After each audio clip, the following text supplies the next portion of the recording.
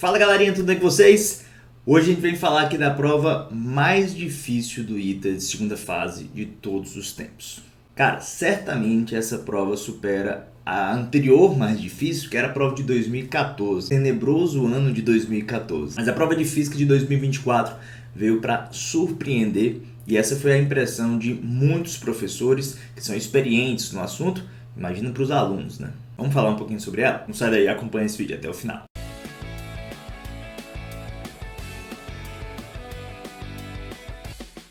Sejam muito bem-vindos ao canal Física Cadu, e esse é o canal que vai te ajudar a aumentar o teu nível de física para provas de escolas militares e Olimpíada. Eu sou o professor Cadu e vou tecer alguns comentários sobre a prova de física de 2024. Bom, se você quiser conferir aí o comentário completo, uma riqueza de detalhes mais refinado, pode acessar o site do Farias Brito, vou deixar o link aqui, a solução tá daquele jeito. E se você tiver interesse que eu comente alguma questão em vídeo, deixa aqui nos comentários para eu ter noção aí e fazer um vídeo focado nessa questãozinha. E é o seguinte, a impressão que deu foi que o aluno precisava escapar do corte. Essa foi a minha visão. Bom, não era uma prova para você tirar ali 7 ou 8. Acredito que pouquíssimas pessoas vão ter acesso a essa nota se tiver. Tem alunos que participaram de Olimpíadas internacionais e eles acharam muito difícil a prova. Alguns enunciados mais truncados, que você não entendia muito bem o que ele queria dizer, e alguns que você entendia, contas imensas. Então vamos abrir a prova junto aqui para a gente olhar e trocar algumas ideias sobre as questões. Bom, uma dica interessante é que já no início da prova ele fornece aproximações binomiais, né, de 1 mais x elevado a n, quando esse x é muito pequeno, né, para você aproximar ali de 1 mais nx, e isso vai ser utilizado em algumas questões. Tá? Bom, a primeira questão ela é um pouco diferente pela tridimensionalidade, mas ela não chega a ser uma questão difícil. Pode ser trabalhosa. Então a gente vai classificar sempre nesses dois formatos.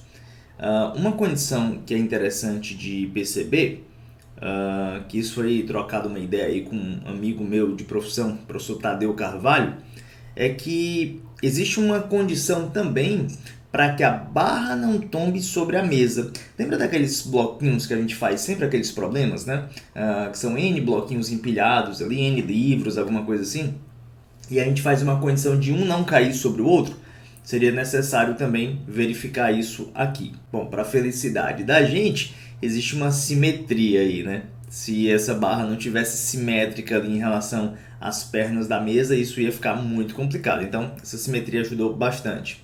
E basicamente é uma questão de torque, né? Igual a zero, de equilíbrio, mas ela chega a dar um trabalho para o camarada. Mas ainda assim, eu consideraria essa como uma das questões acessíveis da prova, porque tem muita coisa cabulosa ainda. Aguarda aí, ó. Questão de número 2 talvez seja uma das mais acessíveis, né? Uma das mais diretas aí. Referencial não inicial, você poderia trabalhar. Um pouquinho de ondas em cordas, então eu acho que essa aqui deve ter sido uma questão que a galera tentou fazer e provavelmente conseguiu cravar. Questão de número 2 também era uma questão para você buscar o teu corte ali, que foi difícil esse corte. Então as questões de número 1 e 2 até agora eram questões para você tentar um pouquinho e gastar um tempinho sobre elas. A questão 3, ela também tem muitas peculiaridades. Por exemplo, aqui seria interessante você realmente trabalhar no referencial do centro de massa e muitos alunos acabam não se aprofundando muito nisso, né? Você tem ali uma das partículas com uma força externa constante, né? Você tem uma oscilação aí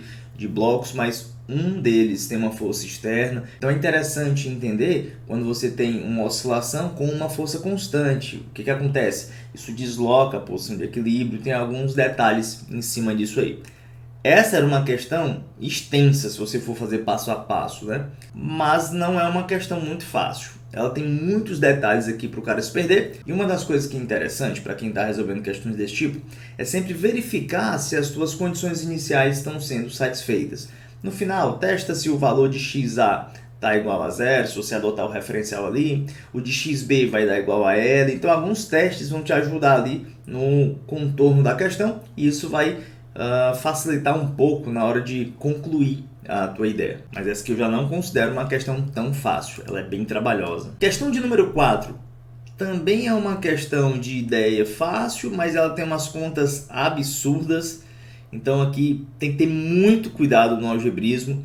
A gente torce muito que os corretores sejam condizentes com o trabalho que a prova trouxe e ajude os alunos nesse ponto, né? Se ele quiser contas cravadas ali, aqui vai ter um probleminha. E você tem um manômetro que envolve todo um processo de erro experimental, né? Com dilatação, então é uma misturada de assuntos aqui.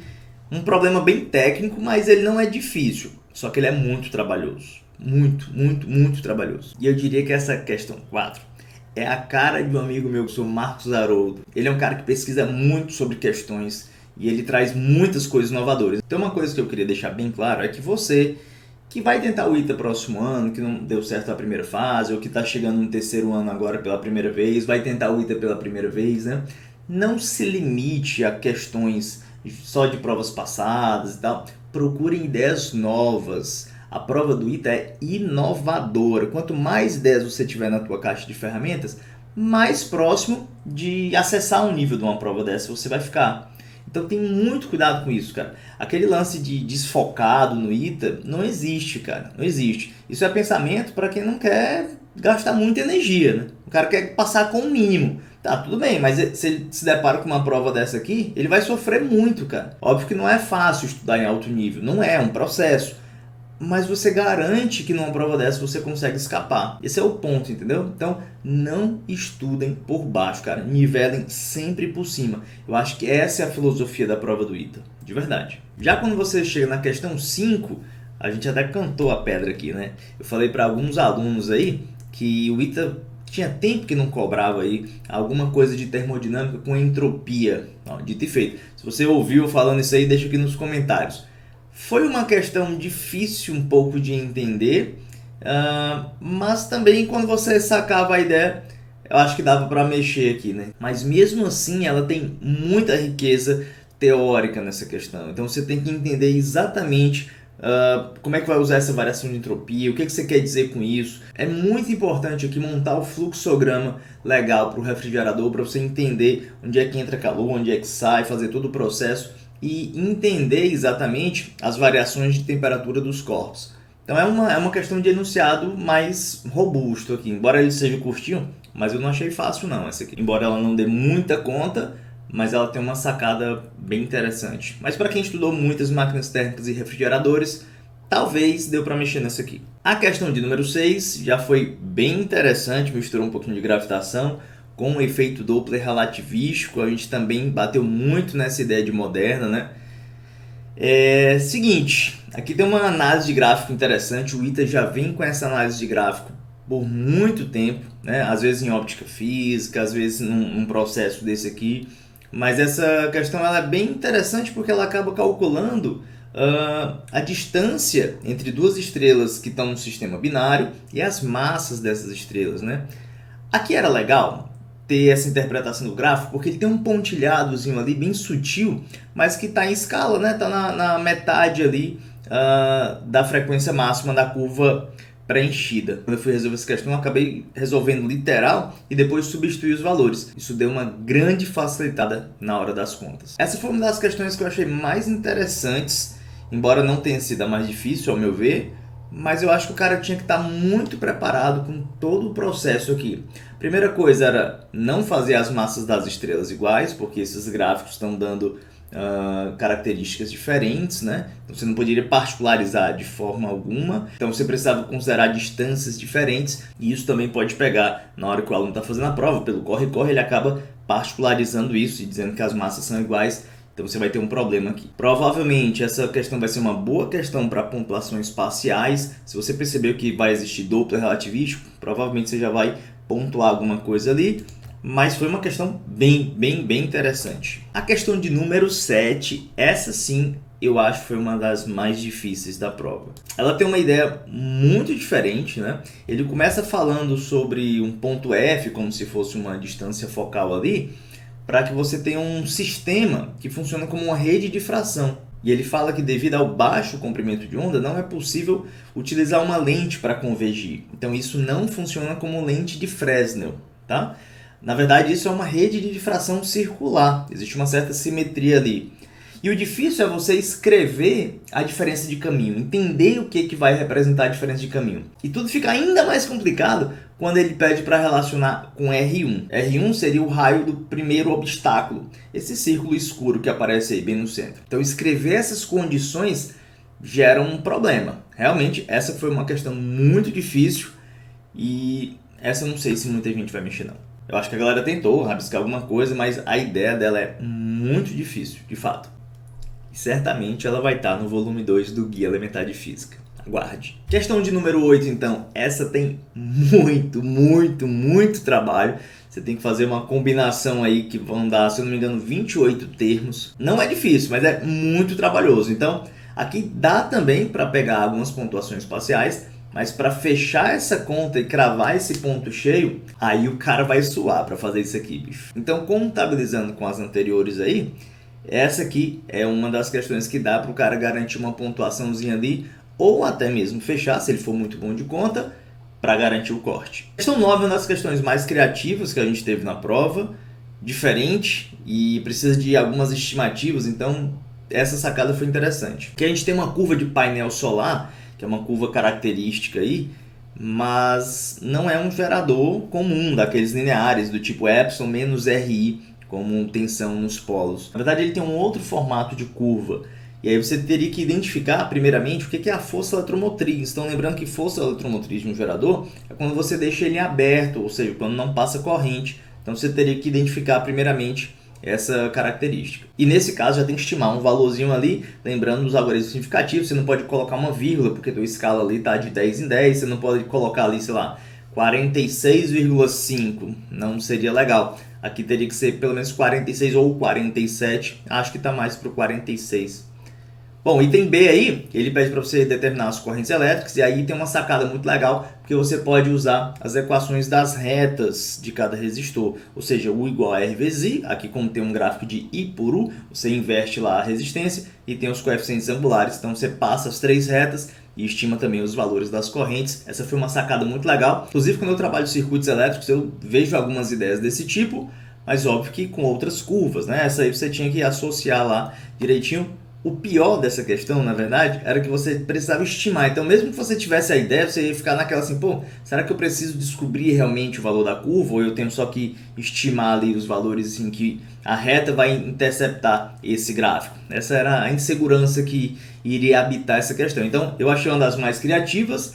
Talvez a galera pontue alguma coisa aqui, mas eu acho que fechar essa questão é bem difícil. O item C, você tinha que fazer um esboço do gráfico. Então, você tinha que perceber que a potência é U vezes I e realmente analisar ali detalhe por detalhe. Ou seja, quando a corrente é zero na tensão de 46 mais ou menos, você vai ter uma potência zero. E na região que a corrente é mais ou menos constante, 8 e alguma coisa ali, você vai aumentando a tensão linearmente, então U vezes I vai crescendo também linearmente. Ou seja, você precisaria de um gráfico que subisse e depois descesse. E por fim, você precisa responder algumas coisas, né? Indicar se vai ter um ponto de potência nula, que vai ter, obviamente, e se algum ponto vai aparecer como máximo, né? De fato, ele não pede para calcular esse ponto, ele só está perguntando se existe. Então, só pelo comportamento do gráfico, você vai perceber que existe, tá? Que não precisava calcular o ponto de máximo, bastava um esboço aqui do gráfico, isso provavelmente vai valer a pontuação. E na questão de número 10, uma dinâmica relativística aí.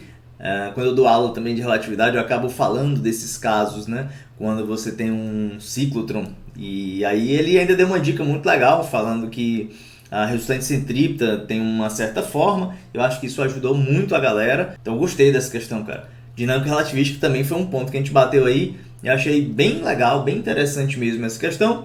Tinha que conhecer bem os resultados de energia, né, cinética, mais energia de repouso, sendo energia relativística, porque você tinha que brincar bastante ali entre a velocidade e a energia cinética. Então isso pode ter levado um tempinho.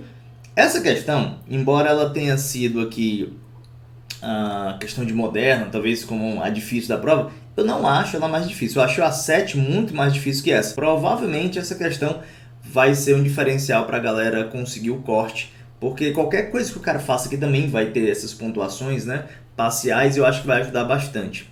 Ou seja, o que eu estou querendo dizer aqui no frigir dos ovos?